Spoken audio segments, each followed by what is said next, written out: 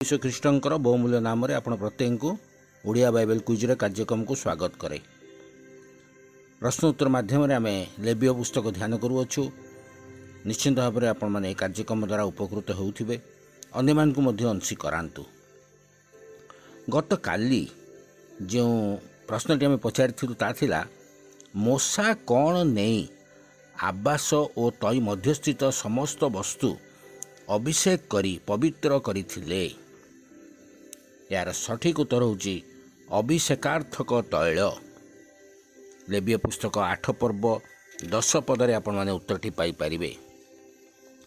आज निमंते प्रश्न होची हारण सदाप्रभु सम्मुख रे कौन कौन दोलनीय नैवेद्य रूपे दोलाइले। हारण सदाप्रभु सम्मुख रे कौन कौन दोलनीय नैवेद्य रूपे दोलाइले। आपण मान उत्तर आम वीडियोर कमेंट बॉक्स जाए आम जनातु। धन्यवाद।